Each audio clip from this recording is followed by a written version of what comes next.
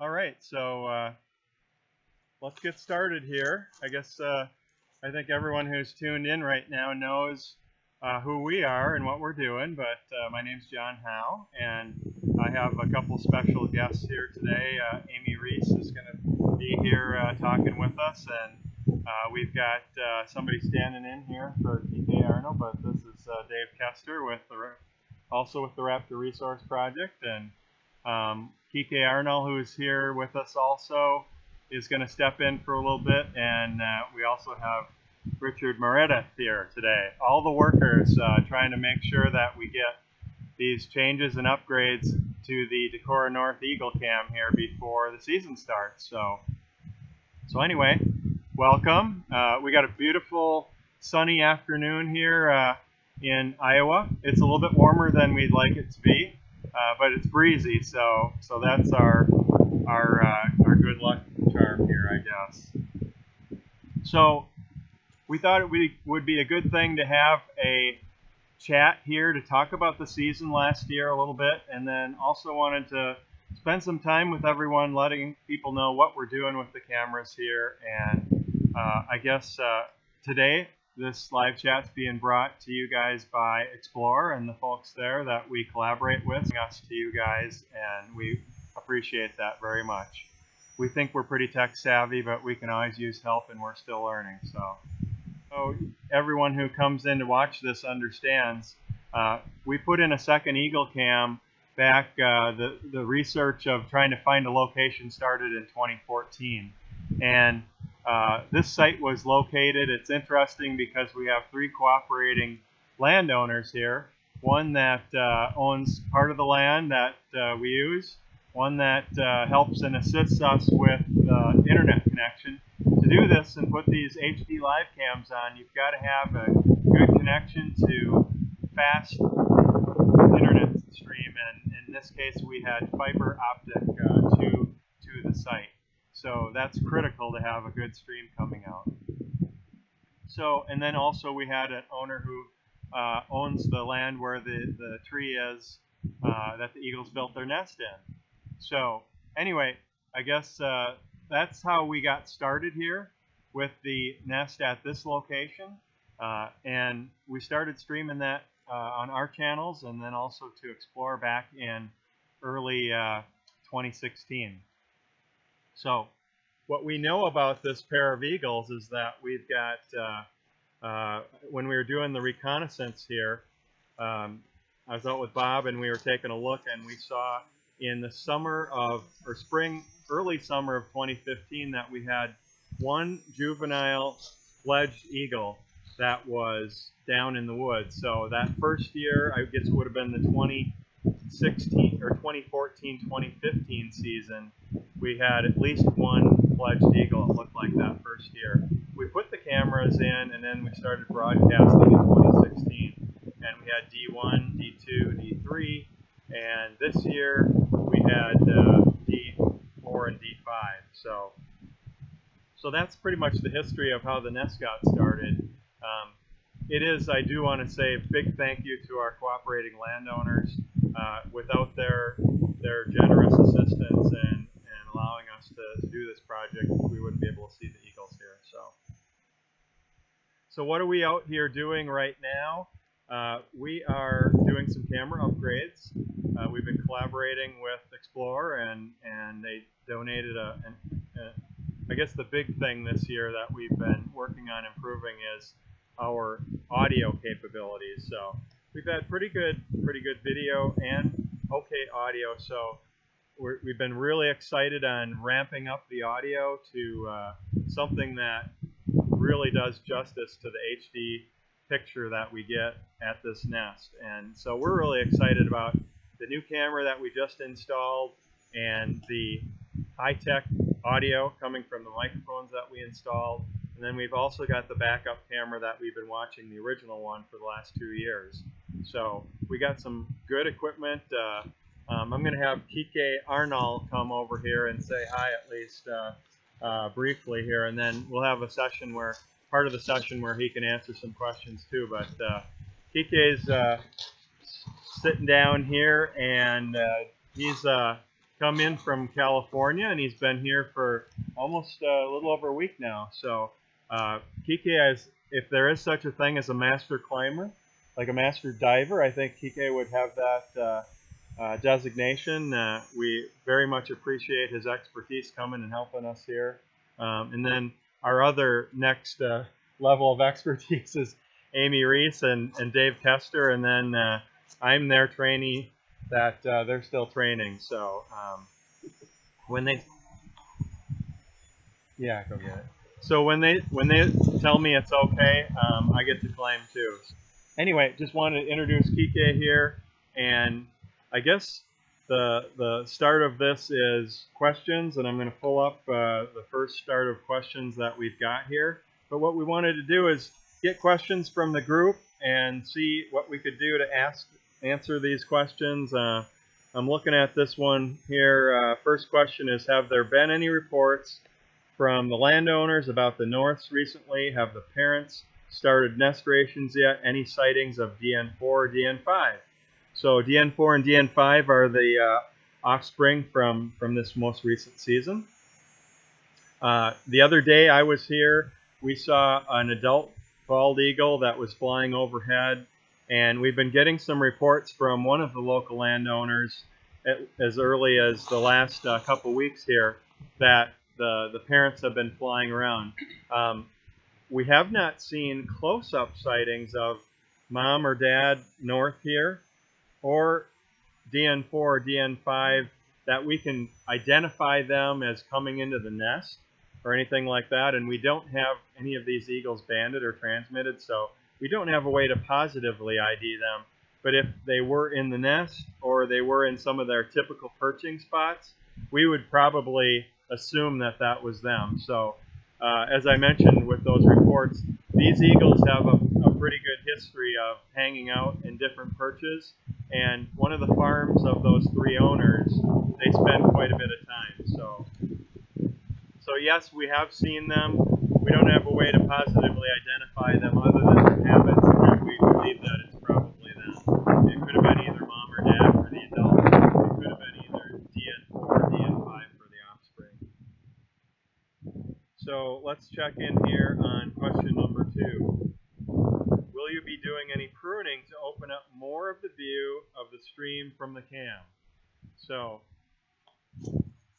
right before we started live broadcasting here, Dave Kester, who you saw here sitting next to me before, PK stepped in here.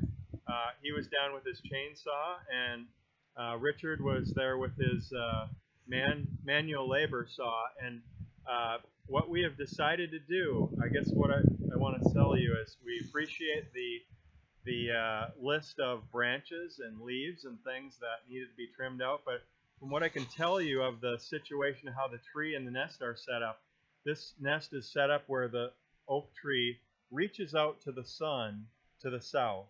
So most of the branches and the branches that are supporting the nest are like a big hand holding that nest. And there's a lot of weight on that. It's a strong oak tree, but we don't go out into that nest specifically because we don't want to damage it. We don't want to put extra weight on there. And so there's really no way for us to get out to the south area where those branches are to do any trimming. There's a little bit of trimming that we can do where the former camera was, where there's some branches coming out that are leafed out, and we'll do some of that where we can, but we basically have a platform built up there temporarily, and we're going to get to what we can. But so the solution to that, which I think this is probably even better than trimming some of those leaves that we're getting in the way of some of the perch spots across the creek and across the pasture, is we're going to put another camera, the same HD camera that we've been using for the last 2 years. We're going to put one of those down closer to that stream, and it's going to be on the other side of the trees open to the pasture. So that camera will be unimpeded by leaves or branches or anything like that, and we'll be able to see the eagles out in the perch spot. We'll be able to see them possibly when they're drinking water or catching fish or eating fish or whatever. I'm not sure what they call that when they're down there having a picnic or whatever by the stream, but we'll be a little bit closer too. We'll be about 100 feet closer to those areas, so we should get a little bit better definition from that camera. So We've got the camera. We don't have it mounted yet, but so that's the answer to the pruning and opening up more of the view. Linda Nasato asked, I'm curious if the varied diet fed to fledglings and eaten by adults in some areas has had an impact on growth size. And she mentions the fish diet for Florida eagles versus animal protein consumed by Decorah North. So Sherry Elliott actually did a very detailed observation of this nest, and she found that from Prey Menu 2017, we were able to confirm that the majority of the North's diet is also fish like the Florida eagles and like bald eagles in general. Of the 409 meals delivered to the nest, 246 were fish, and 163 was other prey protein. We also saw out at our Fort St. Vrain nest, which is an XL Energy nest in Colorado, that even though it's in a very, very dry area, it is near a river, and the majority of their diet was fish as well. So it's generally believed that the smaller size of Florida eagles follows something called Bergman's rule, which means that the closer you get to the equator, sort of the smaller equivalent sized animals are. So say Florida bald eagles are smaller, whereas bald eagles up in Alaska are absolutely massive. So that's not, as far as we know, due to their diet. I'm going to try one thing here, so bear with me. I'm going to try to adjust the streaming rate a little bit here. Hopefully this helps out with buffering.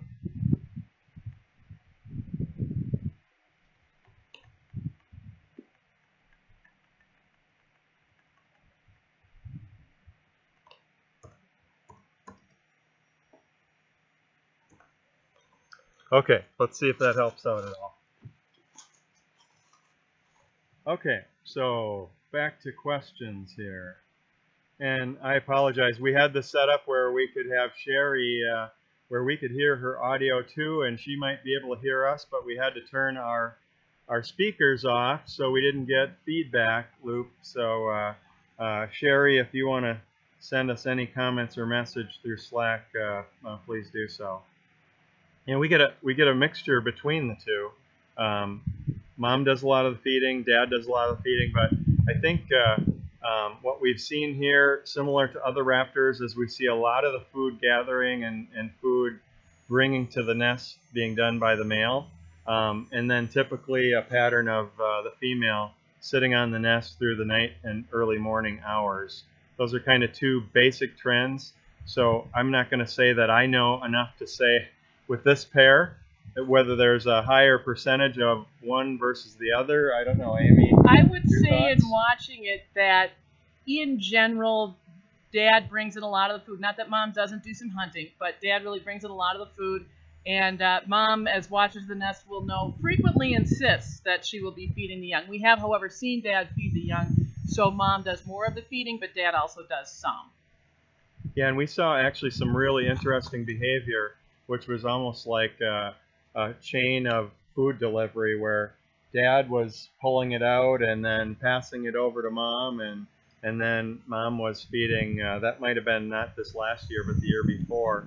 And we see some of that with a lot of eagle drool happening in that transfer process. Yeah, I remember. Yeah, we saw in 2016 a lot of sort of what we were calling bucket brigade feedings. This year we saw some of that, but we also saw more tandem feeding. So Mom would be feeding maybe a couple of the young, and Dad would be off. Well, of course we had the youngest one die, but we did see tandem feedings this year where Mom was feeding one, Dad was feeding another, and that was really nice to see here. We see them regularly in the Decorah nest, and we saw them here this year as well. So the next question here, when an eagle nest is turned, do they start another nest right away, or do they skip a season? Do they stay close to the former nest? I think that really depends when the disaster happens. I mean, if it happens soon enough in the season that they can rebuild before it would be their typical copulation and egg laying process, then I think that's a possibility. If it happens after eggs have already been laid, there might be a possibility of laying another clutch in a different nest, but that nest building process takes some time. Here in the Midwest, we're going to start seeing those nestorations, we call them, happening pretty soon here. So I'd say probably in early to mid-October, typically the last several years, we see that is the start of the activity where mom and dad will come into the nest, they'll start bringing branches, and that bonding is happening with the nest building process. So, but that goes all the way through October, November, December, January, into February when the first eggs are laid. So you can imagine if a nest comes down and they're getting close to egg laying, that might disrupt the whole season unless they have a nest that they could jump into. But I would say it all depends on how early in the season it happens and do they have time to recover. Okay, and then we have a question from Kathy, who asked, do eagles and other birds like ospreys see an ultraviolet light? And if so, is there any information on whether or not they use it to catch fish? So the simple answer is yes, with the exception of night-flying birds like owls. The eyes of many birds are adapted to see ultraviolet light. For example, kestrels will use it to see vole urine so that they can more easily determine where voles are when they're hunting. I don't know about fish. Ultraviolet would be part of the fish catching process. Certainly at the hatchery, the eagles at the hatchery hunt the hatchery pond. The trout there are used to food coming from the top, so they swim up along the top, something trout don't normally do, to catch the food, to see the food or get the food coming from above, and the eagles can see them real easily and dive down and get them. Having said that, do they see an ultraviolet light? Yes. Do they use it to catch fish? I don't know. My guess would be no. Yeah. Sounds good. Another question here. I'm curious if the varied diet fed to fledglings and eaten by adults in some areas has impact on growth size, i.e. mostly fish diet for Florida eagles versus mainly animal protein consumed by the Decorah North Nest eagles. And cow Getty was mentioned there. I guess that's that's cow placenta. For the placenta. So the nest is right next to a pasture where cattle are, and I believe they're beef produce cattle, not dairy cattle. So when that happens, I'm told, it happens where it's going to happen, right? Yeah, it happens where it's going to happen. That's one part of their diet here. So I think the difference in size. I'm not an eagle biologist or anything here, but I think the hardiness of the eagles here with the colder weather and the winter weather and things like that probably have had an effect over time based on some of the warmer parts in the southern reaches with eagles. But there's definitely differences in eagles in size across the different parts of the country. My guess, just being in that knowledge part, would be the hardiness needed of eagles to survive up in this area. If you're bigger. Whereas if you're smaller, you lose heat more rapidly because the ratio of your skin surface to your inside heat-producing area is lower, so you lose heat quicker. Right. And the metabolism might need to be higher here for winter months and below zero compared to down in 80, 90, 100-degree weather down in the southern reaches of Florida and those parts of the country. So I'm sure metabolism has an effect on the size of the eagles over time and through their life cycle also. So I'm gonna add something quick on the cow Getty. If you guys are like me, like the first time they brought placenta up to the nest, it was sort of like, ooh, that's disgusting. But if you look at it from an eagle's point of view, a cow just dropped it on the field. It's full of nutrition. It's easy to pick up. It costs you literally nothing to obtain, and it's not going to try to bite you, fight you, eat you, or hurt you at all when you bring it back to the nest. So from an eagle's perspective, it's absolutely one of the perfect things to eat. It's freely available, and it won't hurt you when you pick it up. There we go. Question here. Are you going to end the controversial practice of attaching transmitters to the juvies? I don't think that we think it's controversial. We believe there's good research that comes out of that. I know there's some people out there that think that that's not something that we should do, and I guess we can agree to disagree that there's value in what we're doing. We collaborate with Eagle Valley and Brett Mandernack in doing that.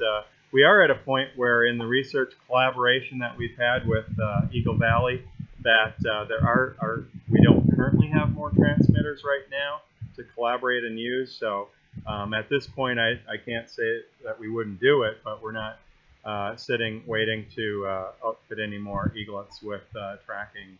How eagles die. If you want to know if they die of electrocution or car crashes or running into wind turbines, or running into wires or buildings, and how they live, we need to do this. We can't simply say, well, we think this is a problem. For example, before we started the transmitter program, we had no idea that eagles were electrocuted at the rates they are. So I get, again, not everybody's going to agree with this, but we won't have that information unless we study it. If we don't study it, we're just taking shots in the dark. And some very interesting information coming about different types of eagles, where their natal nest is, where they're moving. So that's more in the research end of this, so it's understandable that some folks might not understand the value of that. Okay, next question. Do eagles and other birds like osprey see ultraviolet light? Okay, we already answered. Okay. Inez Rowbottom, I know you're at work. Why don't you go ahead. Go ahead. So read Inez asked, I want to know if there have been any sighting of DN4 and DN5 in the area. I really miss them. We miss them too. And are we going to do pruning? We'll do as much pruning as we can. Like John said earlier, we can't really get over to the nest, but we'll prune where we can. We haven't seen DN4 or DN5, at least I haven't. We did see Mom and Dad briefly the first day. However, we had a special sighting of D27 just this morning. So we're hoping to see DN4 and DN5. If we see them, we'll let you know. Yeah, and if you guys remember, a year or so ago, we actually had one of our transmitted eagles from the fish hatchery show up here on the satellite mapping that we tracked the eagles, and then we also had a sighting of it was, I think, D25, was it, or D24? It was D24. Okay, so we thought that was a pretty special event there. Would eagle siblings recognize each other if they should happen to reunite? I'm guessing they would. I don't have research information to back that up, but they spend that much time together, learning each other's habits and things like that. And with the amazing things that we see with raptors, you know, that they can fly all the way down to South America, come back and hook up with the same mate and recognize who they are. I would tend to believe that there's going to be some recognition there, but yeah, that's my thoughts. I'm not so sure on this one, so I guess more research is needed. Yeah, right. That's a tough one to tell. Are DN4 and DN5 still hanging around? I think we've already answered that one. We enjoy observing and learning and chatting. Have there been any scientific discoveries, confirmations of theories, etc., as a result of experts being able to observe these nests? Any research published? A couple things I think I can mention just that have been some of the highlights here, and especially at this nest. We observed that first year the effects of off-target use of insecticides, where we had an eaglet that got very sick after eating a poisoned raccoon, or what we believe was a poisoned raccoon. So definitely a good real-world case of showing what happens and what's the value of the EPA and what's the value of restrictions on pesticide use, and having a label for targeted use for insects or pests or whatever. So it's something that certainly could be written up, and would love to do it. I probably have seen more of this than I have, but we got some really neat videos showing what we've seen as the first observations of an eagle, and it was our female here turning and rotating the eggs with their talons instead of rolling them with their beak. Cool. So that was some really neat observations that we saw. I think let's see what else. Yes, Dave Kester, come here and Nocturnal activity. Nocturnal activity. Dave Kester brought this up. We've seen Dad especially bring fish into the nest at dusk and after dusk, and we were really, really surprised to see how late the eagles would come into the nest, either bringing in food or in response to a perceived threat. One of the other things that was interesting, I'm not sure if it's been documented, and maybe many of the people who work with eagles on a daily basis in either captivity or in research may have noticed this, but we actually were catching the female chirping and kind of like what you see with your dog or cat at night when they're dreaming in REM sleep, to see them what we thought was eagle dreams. So we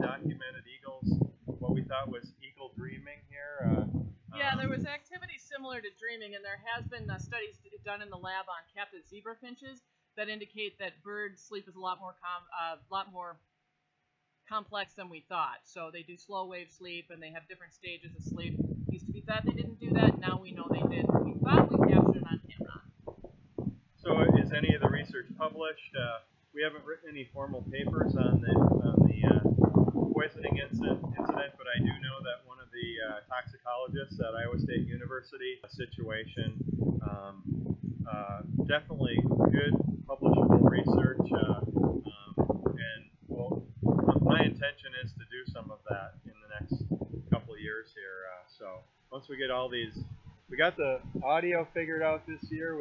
Hopefully we can coast next year and take some more time to observe and spend time on publishing some research. So, have there been other observations at the other nests of the aggression DN5 had in knocking DN4 out of the nest after he returned? Do you feel the aggression on the pasture floor was territorial, or do you think there was a food drop we may not have seen? You want to? Yeah, I'll be honest. Have I seen it at other nests? No, but as watchers know, we get pretty busy, so I mostly watch our nests. I think that's probably completely normal. Bald eagle siblings squabble. We know that. We've seen it. So I don't think there was any exceptional aggression there. One showed up, maybe startled the other.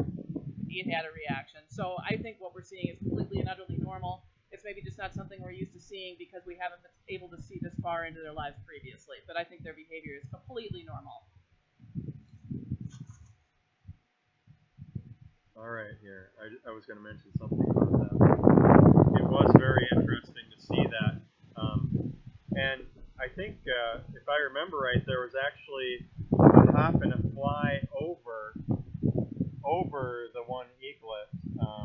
And that was either before it happened or not. Right. So, but I think it was very interesting. It was interesting how once DN4 was out of the nest for a while, 5 was very territorial and very aggressive, defending the nest like, hey, you left, this is mine, I took over the room, get out of here. So I think, we did see that aggression.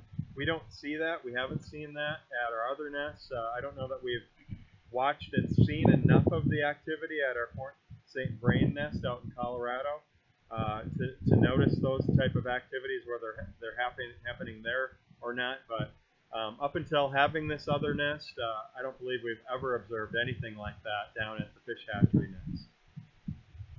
And our belief is that some of those more aggressive behaviors are probably due to some of the growing up not having possibly as much food and some of the other things that are happening. So, Mr. Kester, if you have any thoughts on any of these, feel free to chime in. Come on, take my place. Okay.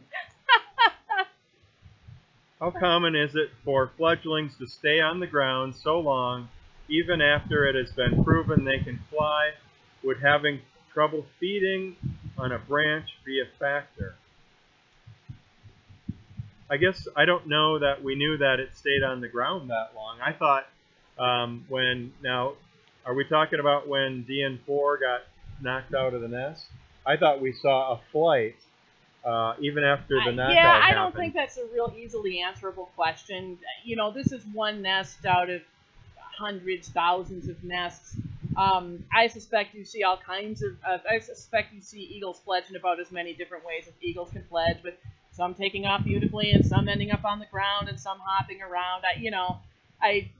There's an awful lot of eagles fledge because it was being bumped out of the nest. So it takes a while to learn, and we know with falcons and others, it takes a while after they actually take that leap and fly and fledge out of the nest to learn how to get positive flight. So it's going to take a little bit of learning and navigating before the eagle probably feels comfortable trying to take off and navigate and land in the nest, depending on whether it's a windy day or not, and just getting up and doing that kind of flight that they're not used to. It would be the first time they've done that. So it's not surprising to me at all that it takes some time for them to navigate back up into the nest. And if they're getting fed and there's no other problems, they don't necessarily have a need to get back up into the nest.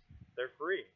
So they're free free to go back up into the nest and spend time there once they can navigate. I think of it as being like a human baby. You know, you see a human baby starting to walk, it gets up, it grabs things, falls on its butt, it does the same thing. Can't walk at first, 3 or 4 years later, 2 years later, and you just can't keep up with it. So, you know, eagles I don't think are much different.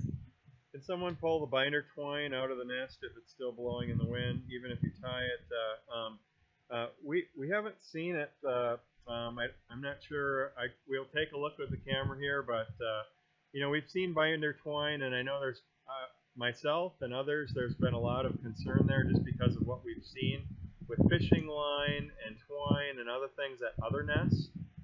We've seen a little bit of possible starting of entanglement happening here, but we've never seen anything that's gotten to the point where it's been a hindrance or a problem with the eaglets. So I guess I'm not going to say that I'm predicting that it will never happen, but there's going to be a whole bunch of branches that are brought in here this season on here, and there's so much hay that gets baled and unbaled by cutting the twine that that kind of housekeeping, I don't know, is something that we could expect, that they're not going to pick up pieces of twine and things like that and bring them into the nest. The good thing is that it hasn't become a problem here.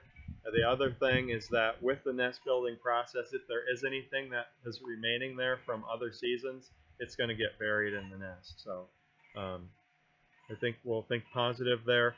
As I mentioned before, we don't have any contraption drone with a little, you know, clamp or something that we could try to do that. We don't have. It's quite a ways, even with where we're putting the camera right now. The nest is quite a ways away from the platform that we're working, right, PK? Probably still at least another 10 to 12 feet away from the nest from where we just mounted the new camera. So it's quite a ways away. So even if you had a big long pole and something like that to try to catch that twine, it'd be really tough to do. I'm wondering if the parents of DN4 and DN5 will nest here again. Is this a common practice?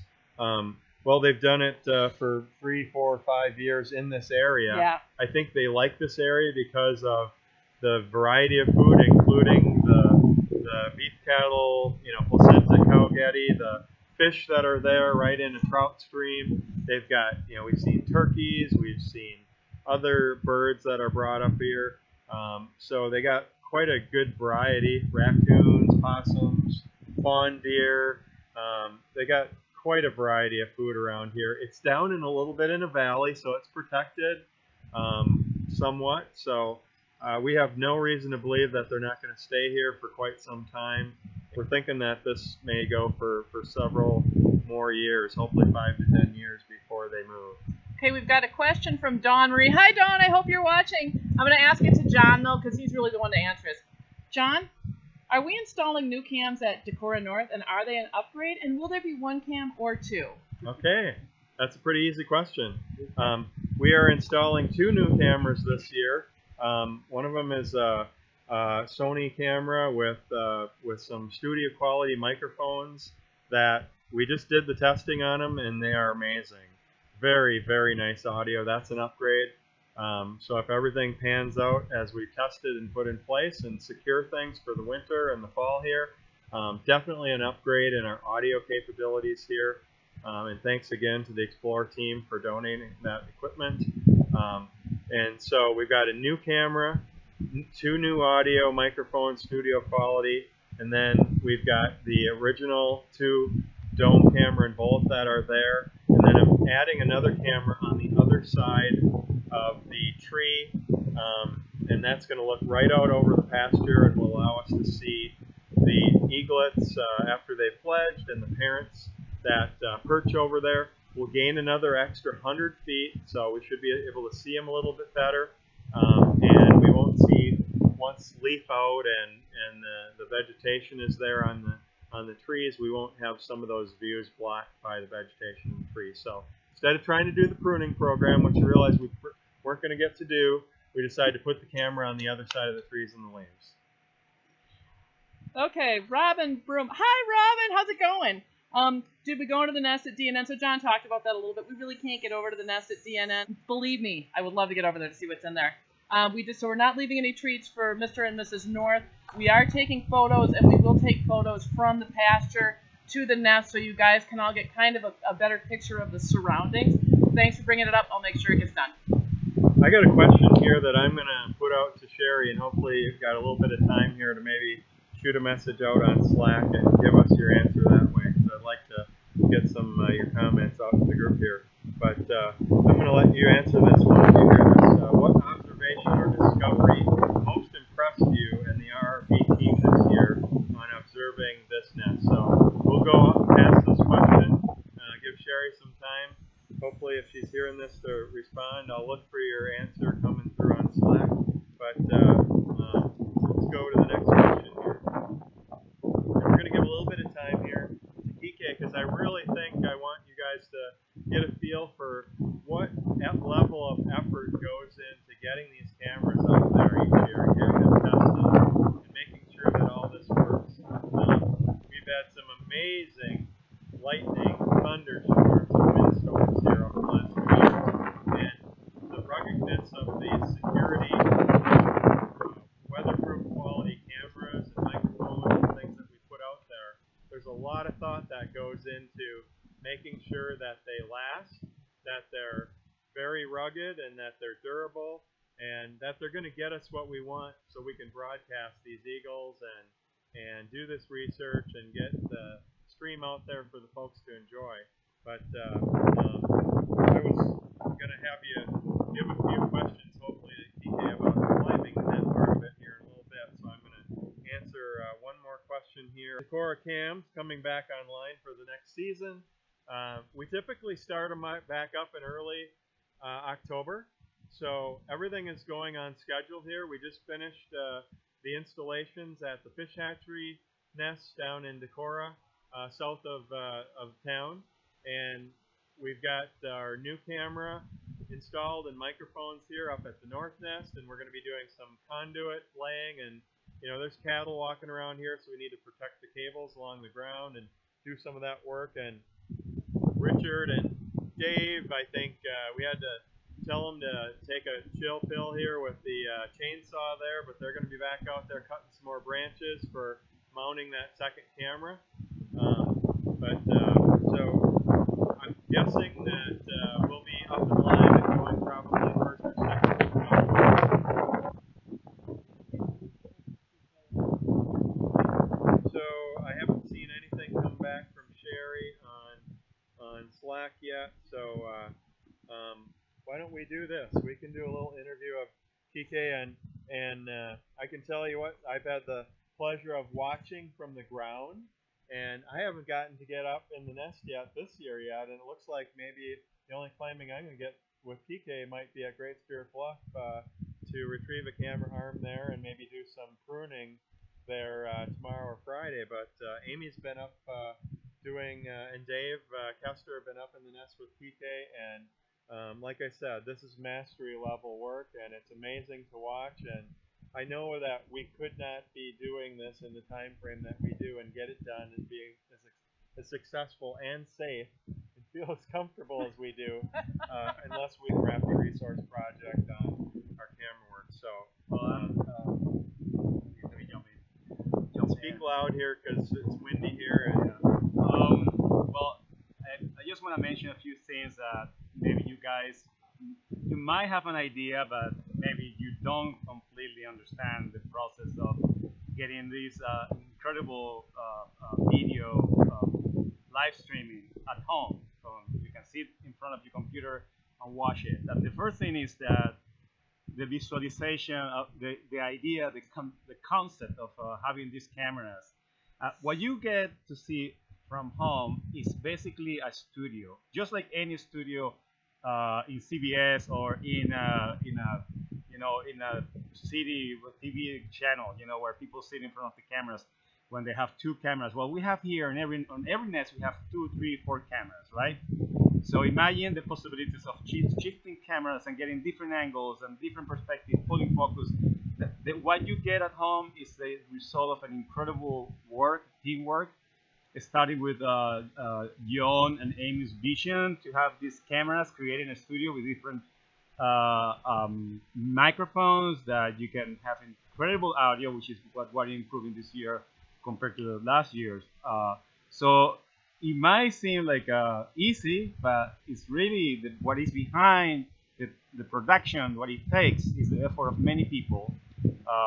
David Custer, Richard, Amy, the people from the RP, everybody's involved creating this incredible natural history studio in the wild. So I'm just the guy who goes up there and set up the camera.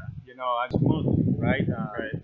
But in reality, what I find pretty amazing is that it's not. I mean, these guys are not setting up one camera just to get the information. No, they are giving you the opportunity of getting different angles, different perspectives that allow you to understand much better than any. I mean, the way you are getting to learn about eagles is fascinating, and it wouldn't be possible without first this concept, this idea, this vision. Second, the big effort, the help from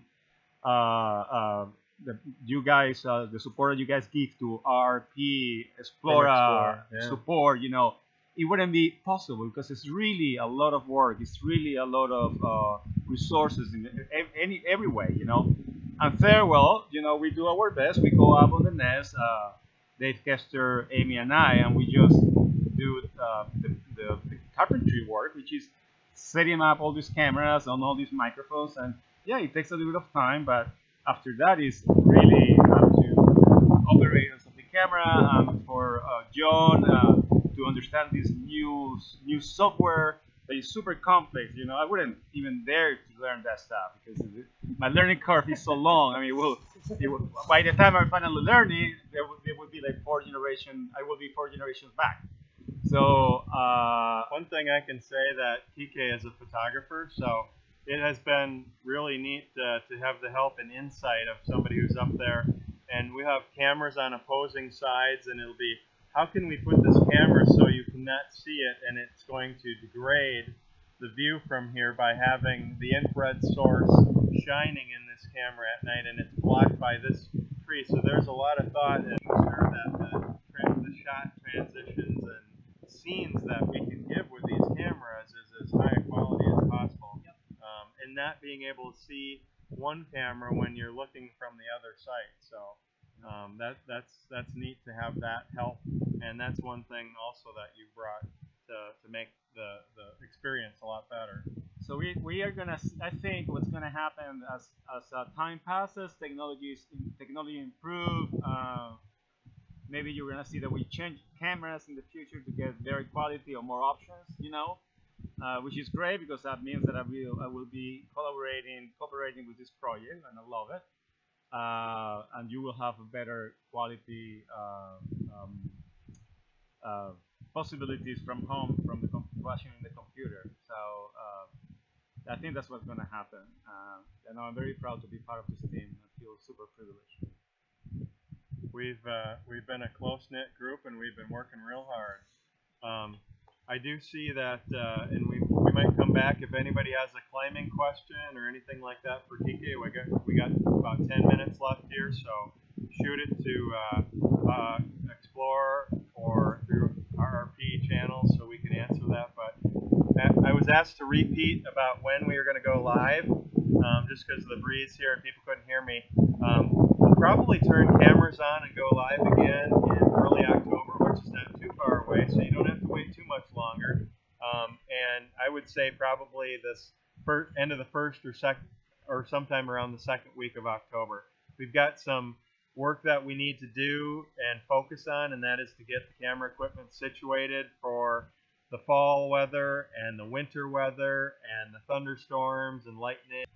I do want to mention one thing that nobody even probably thought about this or wondered about it, but I've never seen in my life, and I don't know that we've ever had it documented, how special Iowa eagles are. I mean, Iowa, I think, is known for one of the states that probably produces the most corn in the country per acre. I would guess that, but we've got eagles here that I guess they decided that they were going to become farmers too. They're in Iowa, and they planted some corn seeds in the nest, and We've got a corn plant that some of the viewers that have been watching the nest, I'm sure that you've seen that corn plant.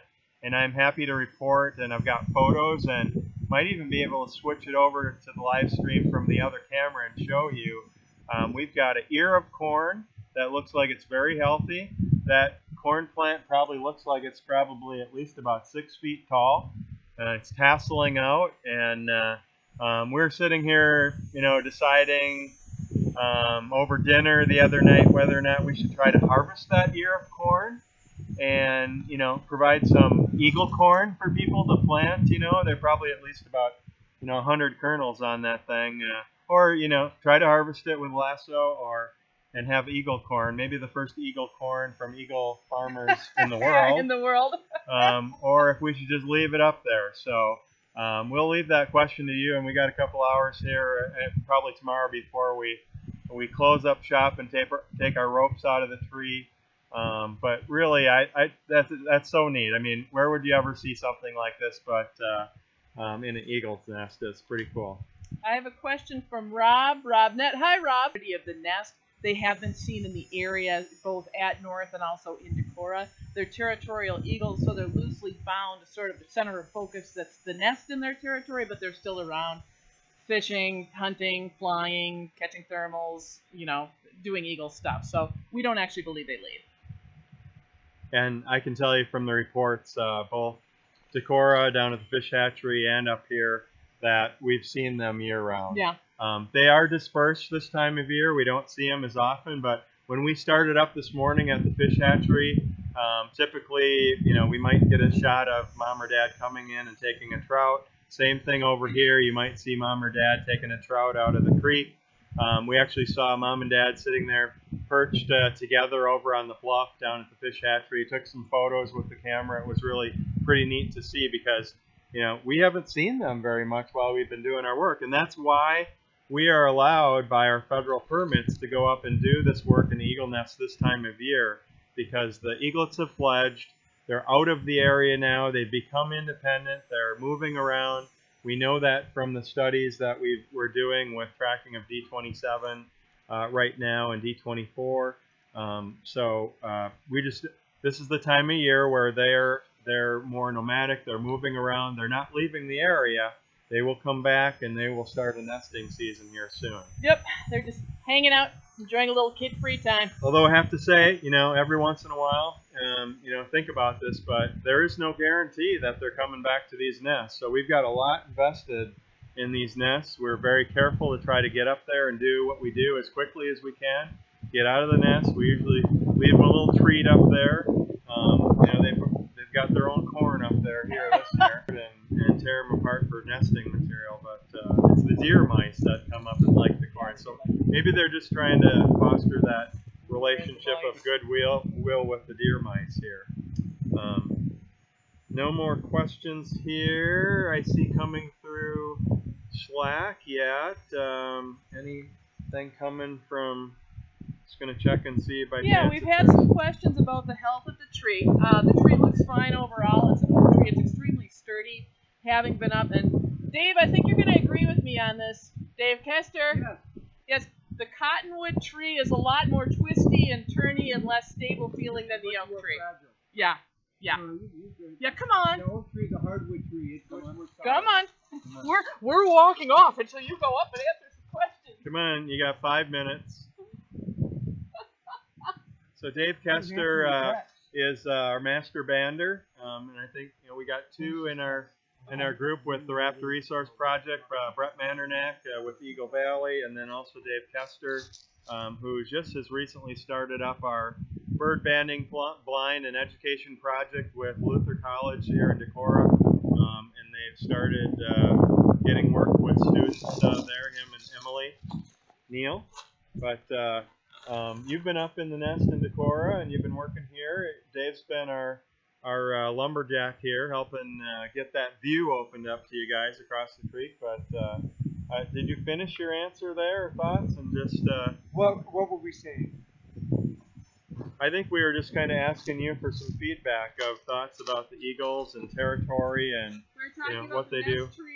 Oh, the wood. Yeah, no, yeah, this is a white oak, and it's a healthy white oak. The display any side of the hill is protected from big westerly gusts of wind. So I mean, I'm not a soothsayer, but it's as good as possibility that they have, you know, as far as that holding the nest and maintaining it. Right. It looks very healthy. And there's a few other trees, and it does have a few dead branches in it, but I think that's pretty normal for trees around here. I think if it's okay, use your judgment. Dave's got a Kike story, and I think I'm going to have you move a little bit closer because it's getting windier here, and we don't have we're using the microphone on the laptop. So go ahead.